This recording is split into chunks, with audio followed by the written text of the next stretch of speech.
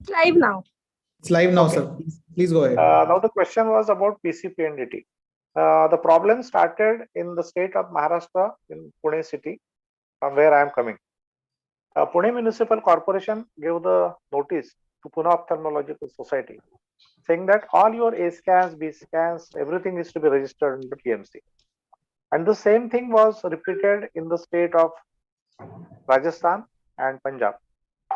At Pune Ophthalmological Society, we went in the court of law and said that the scan used by ophthalmologist is not for sex determination. So why are you troubling ophthalmologist? And that way there is a stay for that particular court case. The same thing was followed by AIOS. And even at that level, there is a court case and there is a stay on this particular issue. Basically, what government wants to do is taking all the scans under PCPNDT. And as you know, PCPNDT is a stringent law. It is a troublesome law. All the obstetricians and gynecologists, they are under trouble. Even radiologists, cardiologists, they are trying to trouble each and everyone who has got that scan. So as on today, it is good thing that there is stay on that particular topic and ophthalmologists are not coming under PCPNDT. But this very much important thing is that in future, there may be some compulsion on part of government that they may ask you to register A scan and B scan. But till date, I think it is not coming under purview of PCPNDT in case of ophthalmologist. So Nirmal sir has joined back. Yeah. Sorry. So where did this disconnect happen? So let me. So probably it had ended. We are also not sure how it ended because it's a official account of the YOSI, and it's not. It does not have any time limitation. Somehow it has ended abruptly. So Okay. please start sharing your screen again. Yeah.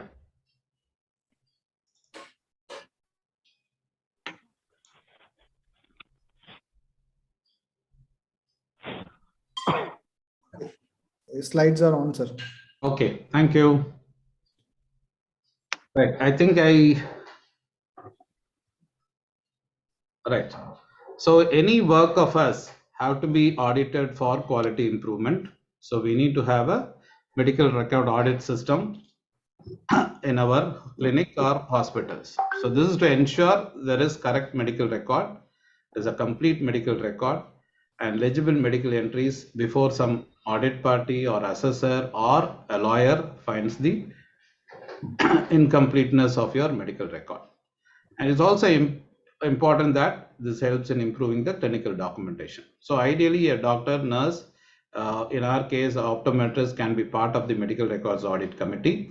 So we can do audit of all the case records, or we can do a sampling analysis, or we can use a simple system called as medical records audit checklist.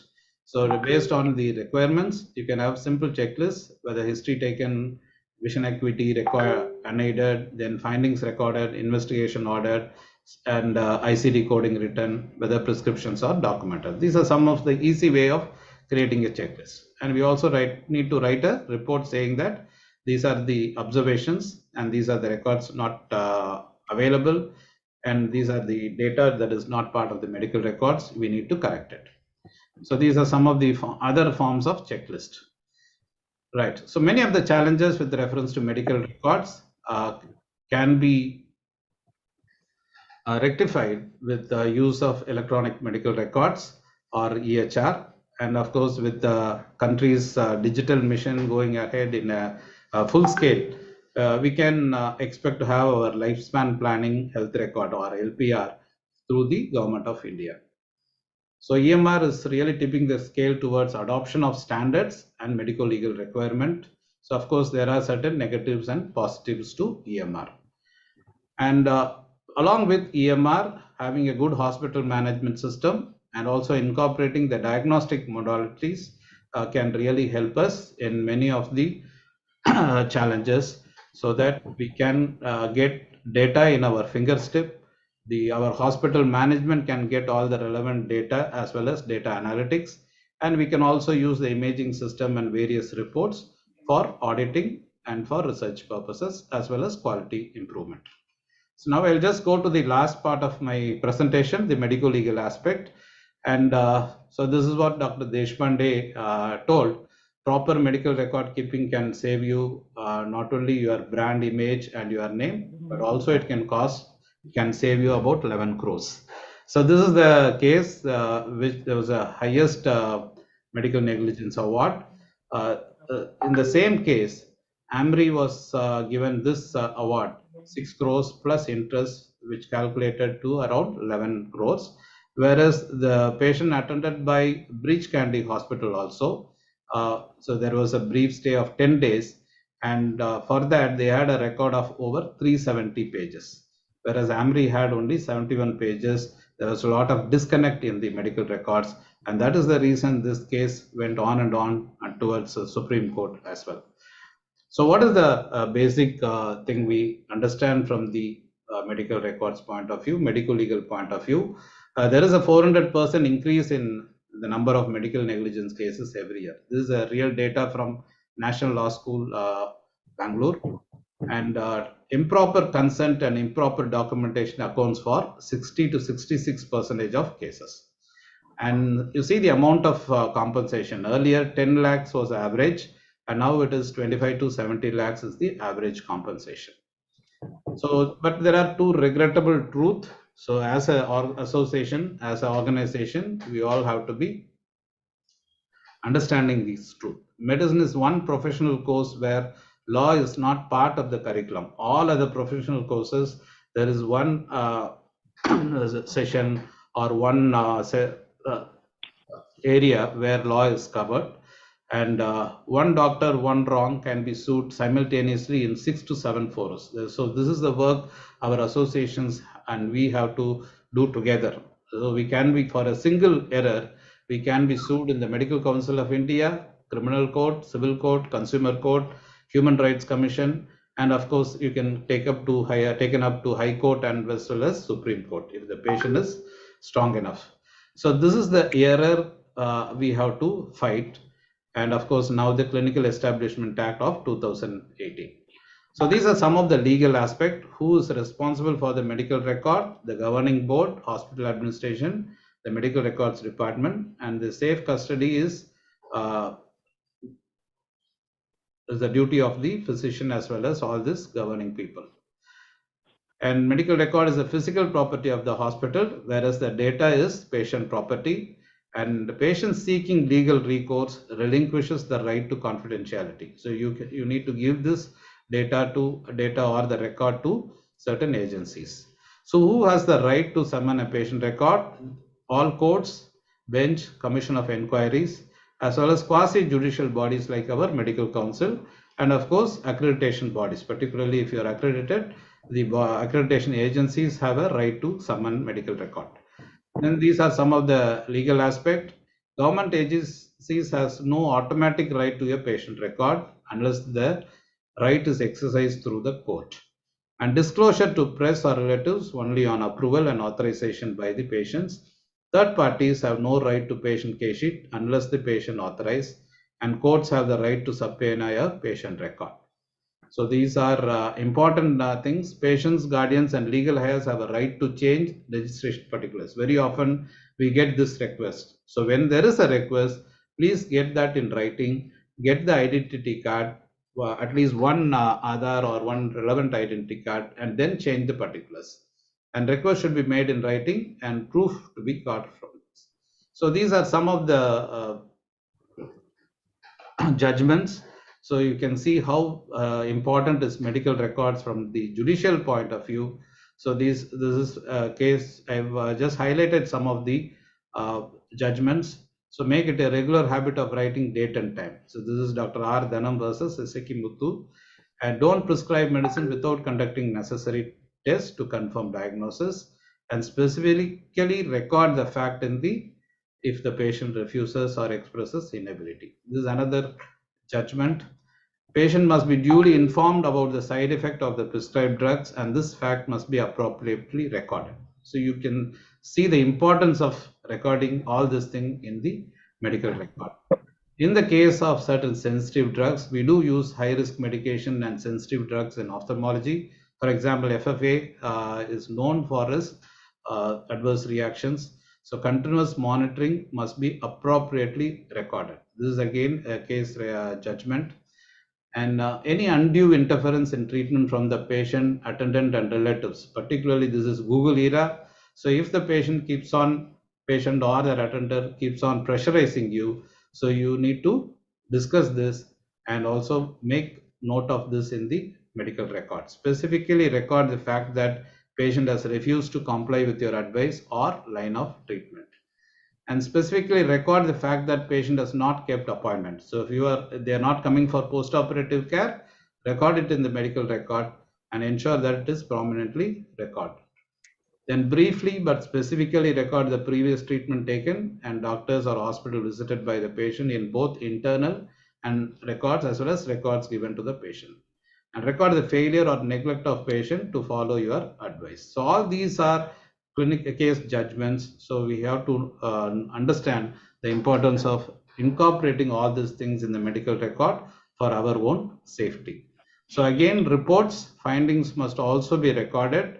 And if you are going to give certificates, giving such certificate is not only professional misconduct. So don't give any false certificate.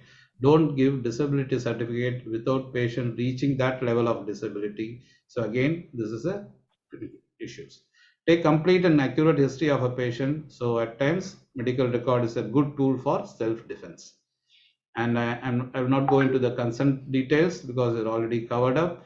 And this is important. So if you are giving a teleconsultation or giving advice to patient, ensure you save the audio, video of the procedures, and also you can videograph the consent and counseling. These are proxy consent for incompetent patients, children, mentally unfit patients, emergency sedated, and patient under influence of alcohol. So how to avoid medico-legal practice? So since you are in the early stage of your practice, so take conscious regular effort to update on laws relating to medical practice, especially the procedural aspect. Attend CMEs of other specialty also where, because law is specialty neutral, need not be only ophthalmic law, you also need to know the medical law pattern. So medical record acts as #1 witness in litigation. The huge truth is good documentation supports your defense and poor documentation supports the lawyer or patient case. So thank you so much for your kind attention and thanks for the invitation.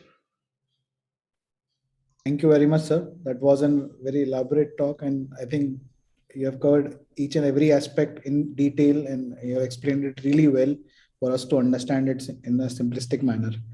Kaushik sir, would you like to ask questions? There was a question on, though this is not related to the medical legal aspect. So someone had asked the EMRs which are user friendly or something like that. Which EMR software can be implemented in solo practice? Yes, this is not medical legal related. I think if our panel or any of our participants have any idea, they please share. I'll repeat the question. It says, which EMR or software can be easily implemented in solo practice? I think, may I answer this? It is not the company which will recommend, #1, but only the thing is its authenticity, its follow-up. Because suppose something happens after 2 years or 3 years, and if the person is non-traceable and that software cannot be updated, then it is useless. So most of the companies, they start their practice and then they run away. They don't give you the follow-up. So the authenticity of that particular software must be convinced by yourself, and it is the history of that particular software in the market that has to be assessed in a proper way. No company we will recommend for that particular matter on this open platform, not to advertise any company, but opinion by other experts here, please. Another thing I will add to that, yeah, the software should be made tailor-made for you, and that facility should be there in that software. Secondly, the server which is they are maintaining is also should be available to you, that you should be recording that all the documentations and all the record in your server or your laptop or the external disk, so that you, even the provider has lost, you can have your own records. I'll just add to the honorable panelist inputs. So in addition to that, So these are some of the practical points what we went through. We've been using EMR and HMS for at least 20 years now. So you have to check the longevity of the company. It's very important, right? So very often these are the software people. They start the software, sell it to somebody else, and then move on to greener pastures. So your company, where the software has to be at least have 200 or 300 odd clients. So they have to be in the business for at least 10 years. And third important is service support to your area. So many of these are multinational companies or pan-India companies. So they'll be in somewhere in Delhi or Mumbai. So for coming to your place, they can only give cloud support or any desk or some app has to be used.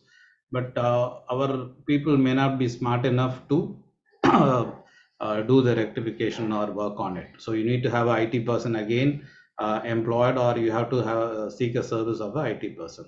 So ensure that the service person is available in your region. And the fourth important aspect is the security and confidentiality. Many of the vendors, they sell patient data to the third parties. Particularly, a lot of aggregators are coming into the business. So your patient data, they might give you a cheap quote, but they are having your patient data. So that is not cheap. Same way, not only the patient data, the patient records, right? Somewhere it escapes and patient finds it that his number was given or his data was given from your clinic source. It's a huge medical legal challenge. Very, very difficult to get out of it. So before selecting a software, don't see the cost, see the usability. You take a demo of multiple companies and also ask your staff to take the demo. That is more important, because as a doctor, you are used to the clinical information. You would have got used to many softwares, but your staff may not be trainable. So you have to ensure that training part is there. So these are some of the things the pain of incorporating EMR practice in our hospitals. One more thing I can add is the data may get corrupted, and in that case, you must have the backup. That's very important. I have came across this particular incident twice in my practice. Data of almost 4,000 patients were lost twice because of that corrupt data. But luckily, I was keeping my physical records in a parallel way, so there was no damage done. But if this happens, I think whole your data gets corrupted and it's lost. Be careful for that. So I have a doubt, like a lot of hospitals are in the process of, or they are already using an EMR system from various vendors. But like still a bigger segment is there who's been keeping records, physical records, and they are maintaining documents. So in those settings, do they have to give a copy of their documentation to the patient every time? Or is it only on need to know, like whenever the patient or attendant ask for it? Because a lot of time we get patients, they don't have any record, they just have prescription of medicine. Yeah. And apart from that, they don't have any records. So how do we go about that? If anyone can highlight on that. Okay, two important aspects. When patient demands a copy of the medical record, we need to give. So, but you can seek time, 72 hours, to provide that record. So you need not be in a hurry. It may be in a printed format, or it may be in a e-format or electronic format. But get the request in writing. So when you get the request, note the time and date. See whether it is for, and also ask for what purpose. So this you can easily tell them. If it is for insurance, there's a different format. If it is for medical legal reasons, a different format. If you want a complete record, you can be given a concise summary of that, right? So you can get the information. One more thing can be added. I think whenever the record is being asked to you, you are supposed to give it. You cannot deny the record to be given to the patient. One important thing, whichever patient is coming to you, the basic original record must be with you and your clinic and hospital. It shouldn't be handed over to the patient. Whatever thing you are handing over to the patient, maybe suppose spectacle prescription or medical prescription, the original of that particular thing must be written in your case paper, in your hospital records. And that should be kept with you and you only. So whenever the patient is asking, you can charge for like xeroxing those documents or some document purpose or whatever cost is being incurred, that you can ask to the patient. And as Dr. Nirmal has said, the use of that particular record for what purpose the patient is asking for, that must be asked properly. But then the original record is not to be given in any case. That's very important, because I will patient may add run to away with your this. original. I will add to Yes. this. Take a receipt from the patient that he has received this record on and at what time, and signature, phone number, and preferably under the surveillance of camera, so that he cannot refuse in the court that I have not been supplied with the record. Sir, Oh, I sir. have a question Is that at MDM, many of the patients are referred by some of the general ophthalmologists for further evaluation. And as a practice, we tend to send them a summary so that whatever we have diagnosed or treated their patient with.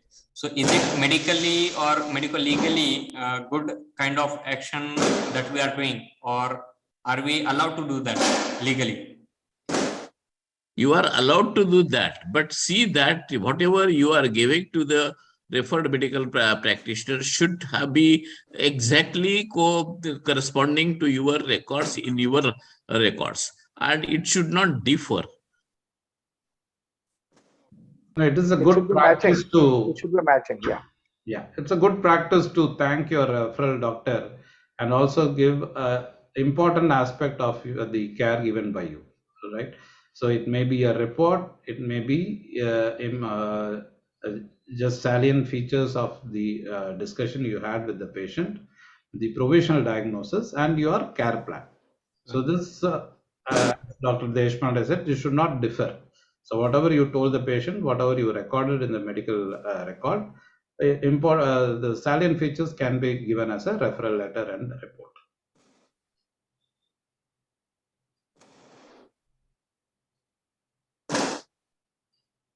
Any more questions? Well, if there is no question, one thing I like to add, Dr. Nirmal and Dr. Anil, both of them, they have presented in a very nice way about the electronic records. I think in the past it was the physical record which was kept by most of us, but nowadays electronic record has got validity. It is authentic from a court's point of view, and medically also it is accepted by the courts.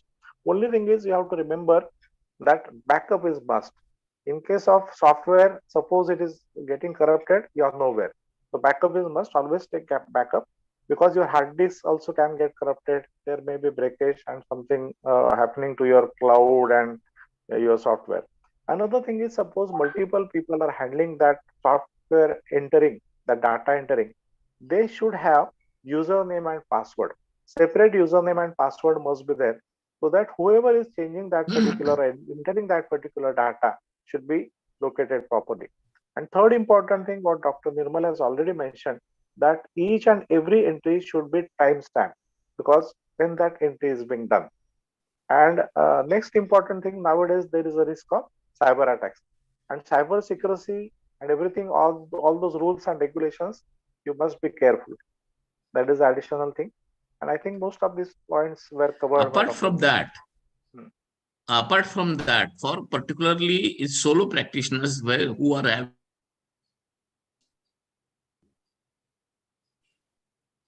Sir, you are non-audible. I think there's a network issue with sir on sir's side.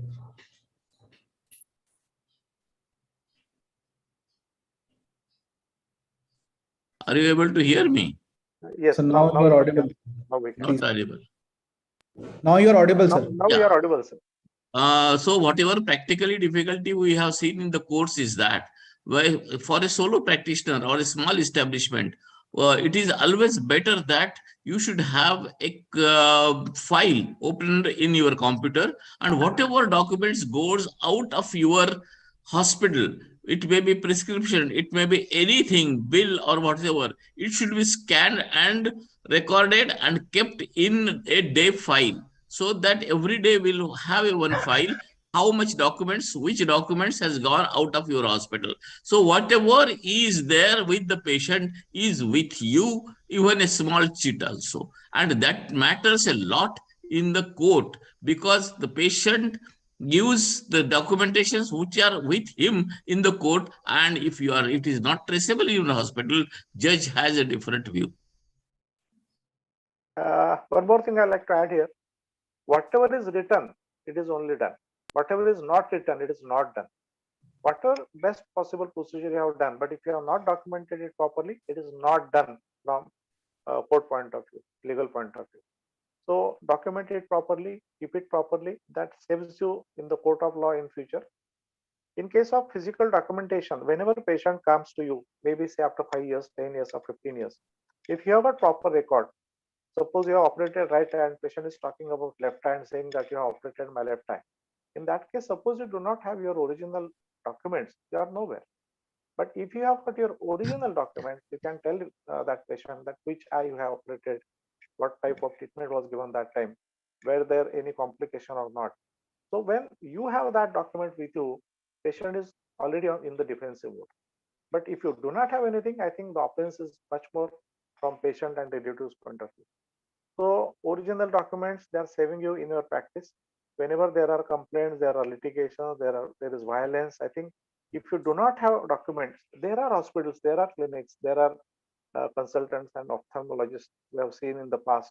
Probably all documents they used to hand over to patient, like spectacle prescription was given to patient, medical prescription was given to patient, and nothing was there with them. But I think with the changing days, most of the practitioners are now keeping their original records with them, and that original record only saves you in the court of law. That should be the bottom line from today's webinar. That's what I should say. So Dipanshu, do we have time for question or? So if you have any question, please go ahead, sir. Sir, my question is not exactly related to this, but in India, what I feel is we are facing a dual problem. We have limited resources, we have limited ophthalmologists and huge burden of cataract blindness that we need to cater. There are institutes which are performing at least 400 to 500 cases per day. And on the other hand, we are having rising medical legal cases. So how do we judge and how do we balance between these limited resources, time constraints, and proper documentation? Is there a proper solution for this? Yes, the proper solution is, suppose you look at the practice which is done in the Western world, America, Australia, Europe. I think number of patients examined by these people is quite less. Whereas in India, when we are talking about the flow of patients in hundreds and thousands, I think quality is not maintained. This is amongst our discussion. When the quality is not maintained, you are lacking with your records also, and you are getting into trouble. So what I will advise, I think it is difficult to advise like this. You should restrict your practice. You should limit your patients, limit your number of surgeries, limit your number of patients, and do your documentation properly. Because by that way, you are going to give quality to your patients. It will be the safe sleep for you. Means your mind will be peaceful. And whatever treatment you are giving, justice to the patient, justice to your own practice, your documentation will be perfect and it will be save you in future. So better don't go after number of surgeries and number of patients, but on particular day, and that is a record, and you are getting much more money. I think you are going to lose that in future. So have safe practice, do proper documentation within limits. That should be your aim. That's what I feel. Thanks. I will simplify that. Quantity, we need to come out of this mindset. So more for quality. So if you focus on quality practice, all these requirements will come down. So you can actually simplify the medical legal, the medical record maintenance. So no need to we keep on writing or documenting everything. If you have a checklist, it can be simplified. Many of the things needed are only simplified checklists. All we need to is apply our mind to our practice, audit, and see what is relevant and what is not relevant. Remove the complexity and focus more on quality, as sir rightly said, the quality of medical care rather than not the quantity of people. And about that will also improve your quality of life. And saving time for documentation, one important thing is, see, there are some negatives and some positive points to be noted. Some negative points, some complications, by chance if are there, you have to note down to your case paper. and some positive findings, whatever you have noted in your examination, must be noted. Routine findings you may not write. In your documentation, suppose you are writing 2 pages with complete documentation and you are feeling, oh, what a nice documentation I have done. Not that. Positive and negative aspects of that particular patient must be noted down in a proper way, because whenever the case goes in court of law, because that is a different thing they are going to defend in court of law, not the routine things they are going to ask. Suppose the patient is non-hypertensive and you are talking about blood pressure checkup every hour, that is not of no use. Suppose the patient is having severe hypertension, there are some complications, and then noting of blood pressure is important. The same way in case of glaucoma, the patient is normotensive, there is no glaucoma, you're writing about intraocular pressure hourly, that is of no use. So relative findings are very important. Relative, positive and negative findings have to be noted in your documentation, and that is going to save your time and plan your documentation practice accordingly. Thank you, sir. If anyone else, if they want to ask, please, they can unmute themselves. They can ask a question. Kaushik sir, I don't think if we don't have any other questions, I think we can. We have come to the end of this session. I would ask you to please give vote of thanks. I sincerely thank Dr. Anand Deshmukh sir and Dr. Prakash Marathi sir, who have been with us since our inception, and we are indebted to them for staying with us and in every session and blessing us with their experience. And I also thank Dr. Anil sir, who is my senior from All India Institute of Medical Sciences, and his presentation was very clinically relevant and very crisp. And I also thank Dr. Nirmal Frederick sir, who is a giant in NABH accreditation, and we actually learned a lot about the importance of record keeping, and also his nuggets on the specific court cases was excellent. And this video will be available online on YouTube for people who could not join. And I also thank our audiences who have stayed till night to see this discussion. And we will invite you to our next session, which is on Dr. Dipanshu. It is on yes, it is on indemnity insurance. It will be on 18th November, Friday at 9 p.m. and we'll share the details of the speakers soon.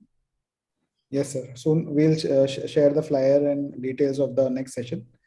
We thank all of you who are here so late. Thank you all. Thank you. Thank you so much. Thank Thank you. you. Thank you.